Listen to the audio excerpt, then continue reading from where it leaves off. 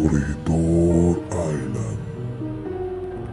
Ang Corregidor ay naging saksi sa mga nakakatakot na pangyayari sa panahon ng ikalawang digmaang pandaigdig. Ang mga residente na malapit sa nasabing lugar at mga turistang bumibisita dito ay nakararanas ng mga kakaiba at nakakatakot na tagpo. Mga pangyayari sa buong isla na nakakapangilabot. Maliban dito, nasaksihan din ng lugar na ito ang Jabida Massacre na nangyari noong rehimeng Marcos. Marami raw nagpaparamdam ng mga sundalo dito na mga namatay sa lugar at paulit-ulit na binabalik ng mga multo ang nakaraan. Marami nang nagsagawa ng mga ghost hunting sa nasabing lugar upang masaksihan ang mga nakakatakot na aktibidad ng mga multo.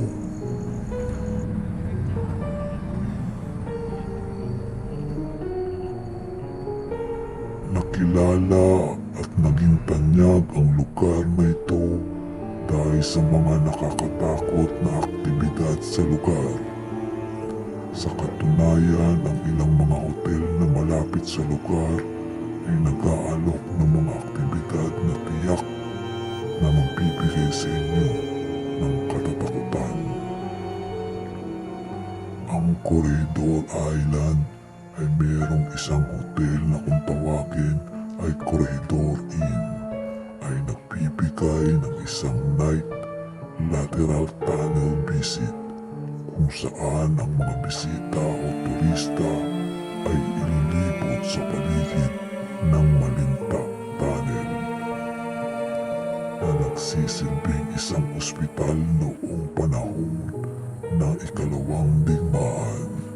May mga ilang panauhin o turista sa nasabing lugar na ang hotel din mismo ay pinagmumultuhan at may mga nakakapanindig balahibo ng mga aktibidad at maririnig mo ang mga bata na naglalaro sa paligid ng lugar kapag nasa loob ka ng banyo.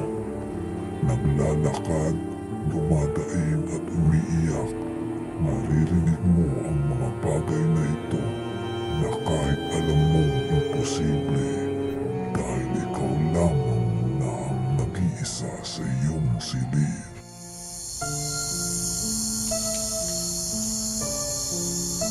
There's someone here with us. Could you make a noise or throw a pebble?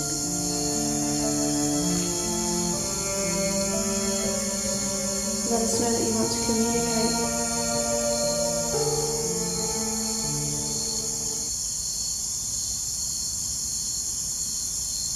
My name is Amy and this is Jared.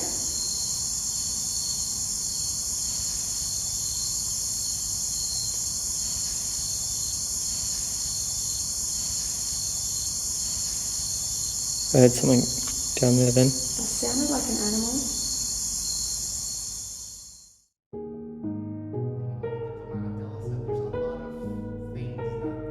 Diplomat Hotel. Hindi tulad ng mga hotel, ang Diplomat Hotel ay hindi na tumatanggap ng mga turista o panauhin.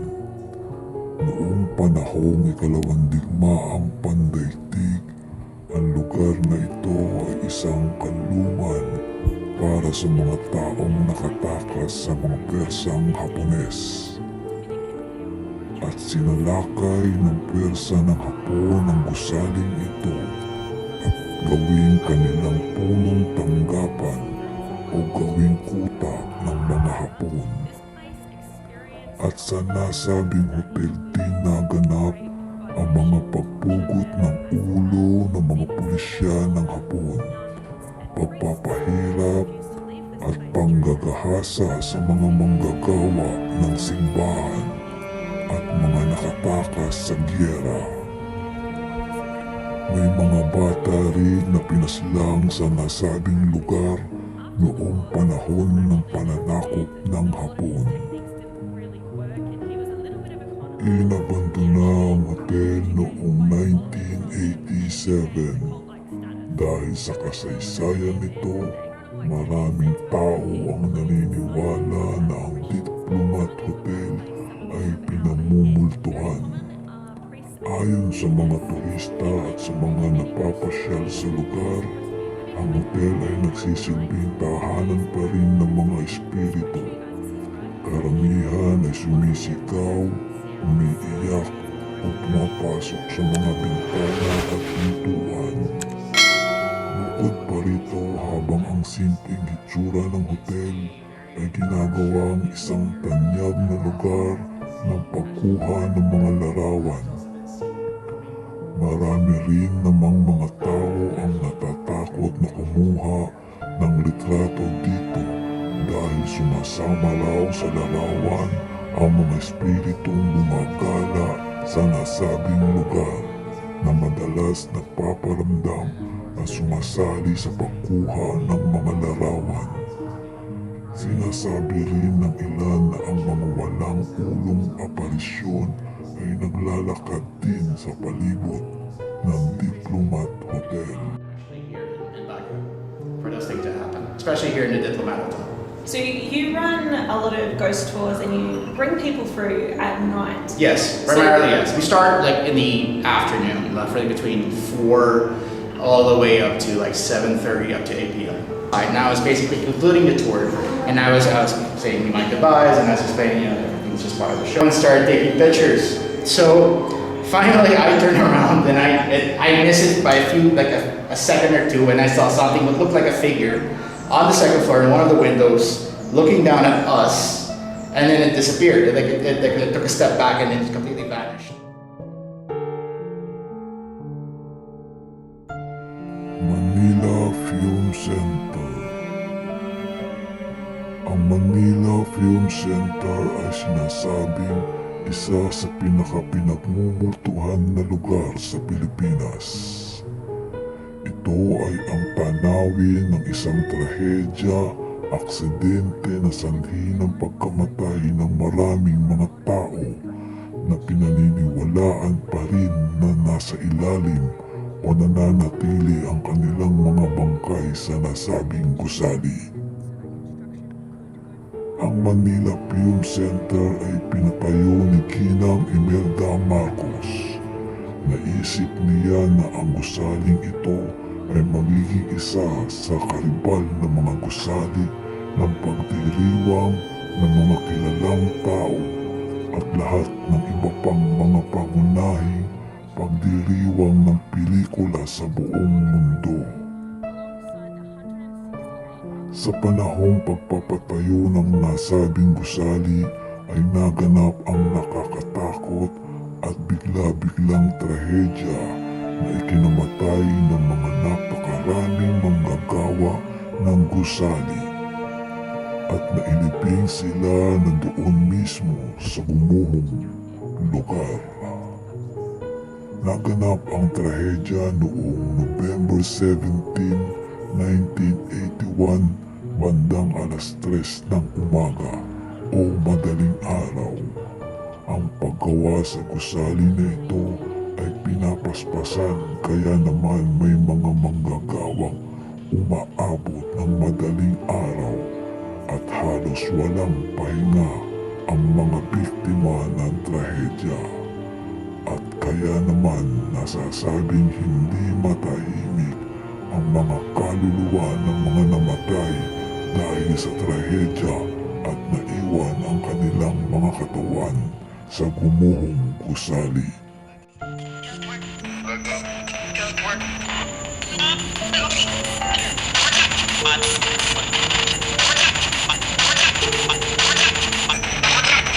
Could you please tell me how many people died here?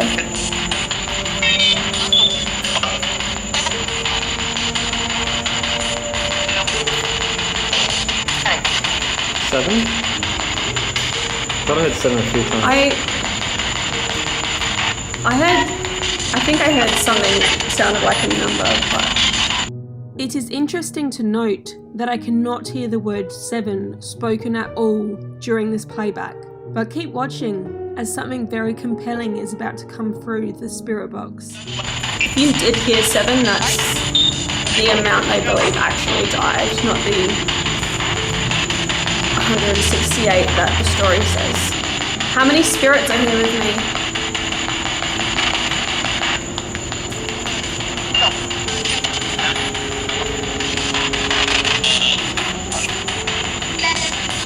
Seven. 7. The fiction is 7.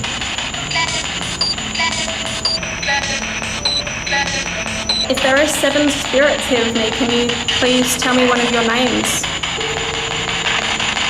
My name is Amy.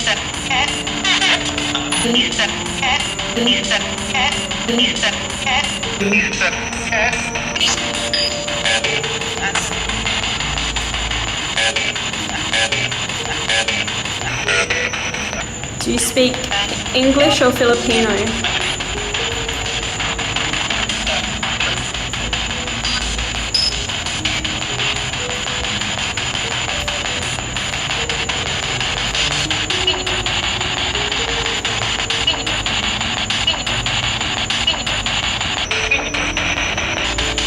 Can you tell me what the year is?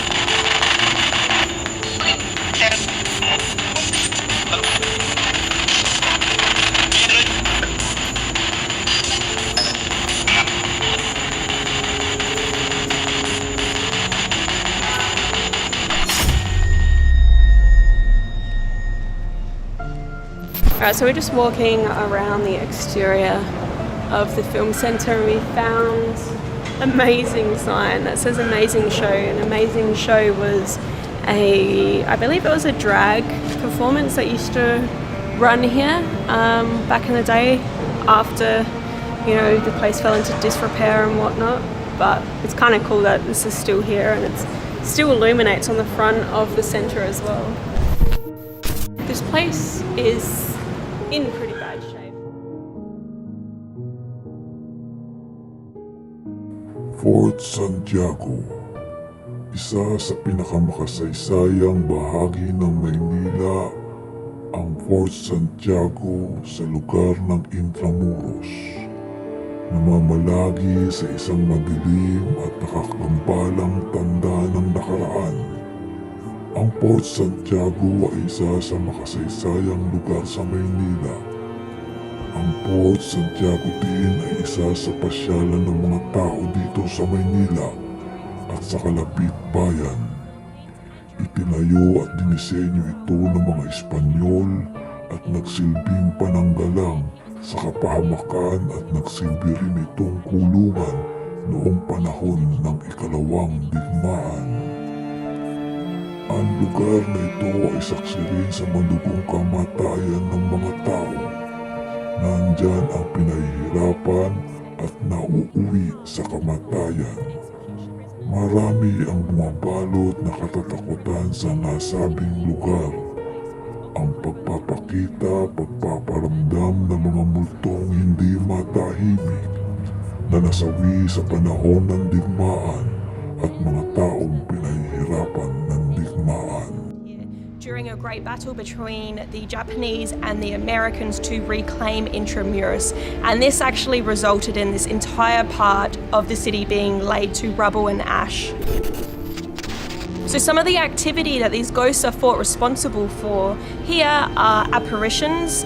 People have also heard disembodied voices and screams. People have even been reported to be touched here in the fort. So this is a very interesting place for anyone interested in the paranormal.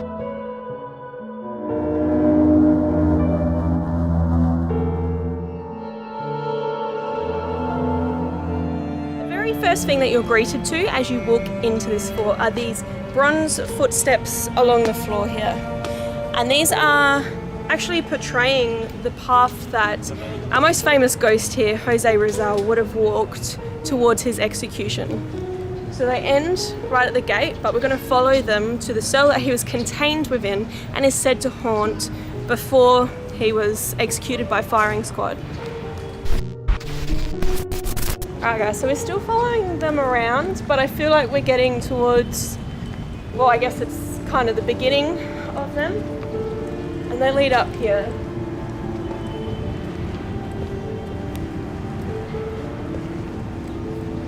Here is where they begin.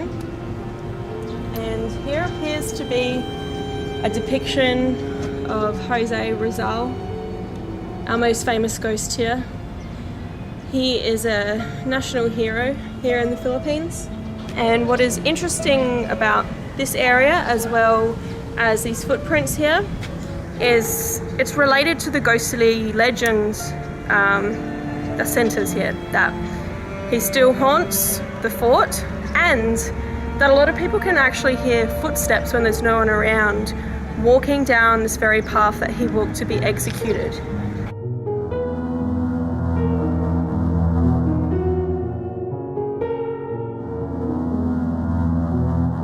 Think about all of the people that were imprisoned here, and not just imprisoned, they were tortured very brutally and also killed. So it's no surprise why this place contains a lot of paranormal energy. We ended up holding hundreds of prisoners who were tortured and largely executed towards the end of the war. So if you want to come down a bit closer. So it's actually really cold and damp down here. If I shine the torch down, you can kind of see how far back it goes. I can condense my light a bit as well. So it's a pretty long tunnel system, and there's a lot of cells down there, and it's super just terrible to think of all of the things that would have happened in this area